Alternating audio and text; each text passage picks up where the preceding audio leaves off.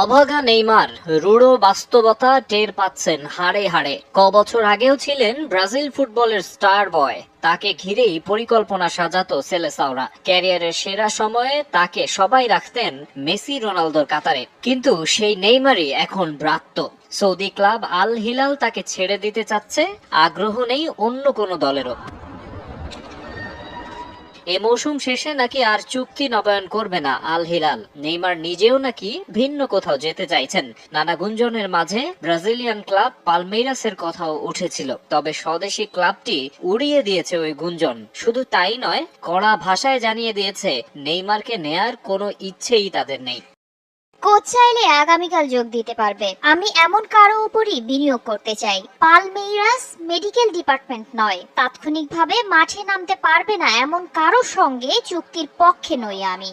নেইমারের পরবর্তী ঠিকানা হিসেবে জোরে সোরে শোনা যাচ্ছিল দুটি ক্লাবের নাম। দুই বন্ধু মেসি সুয়ারেজের সঙ্গে ইন্টার মায়ামিতে রিইউনিয়নের সম্ভাবনার কথা যেমন ছিল, আবার শৈশবের স্বদেশী ক্লাব সান্তোসে ফেরার আভাসও পাওয়া যাচ্ছিল। তবে এই মুহূর্তে নাকি আক্রমণ ভাগে আর কাউকে যুক্ত করার কথা ভাবছেই না মায়ামি। অন্যদিকে সান্তোসের পরিকল্পনা সম্পর্কেও সুস্পষ্ট কোনো ধারণা পাওয়া যাচ্ছে না। তাই বার্সেলোনা থেকে রেকর্ড সাইনিং এ পিএসজিতে যোগ দেয়া ফুটবলারই মার্কেটে এখন অচল।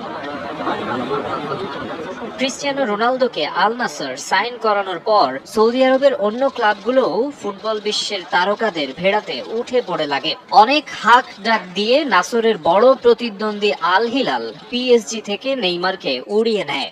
রিয়াদের ক্লাবটিতে ব্রাজিলিয়ান তারকার বাৎসরিক বেতন 150 মিলিয়ন ইউরো বা প্রায় 2000 কোটি টাকা। আশা ছিল পায়ের জাদুতে মরুভূমির ফুটবল মঞ্চ মাতিয়ে রাখবেন নেইমার, কিন্তু হলো একেবারে উল্টো। গত বছর সেপ্টেম্বরে অভিষেক থেকে গেল 14 মাসে আল হিলালের হয়ে মাত্র 7 ম্যাচে মাঠে নামতে পেরেছেন তিনি। লিগামেন্টের ইনজুরির কারণে বাকি সময়টা থাকতে হয়েছে মাঠের বাইরে।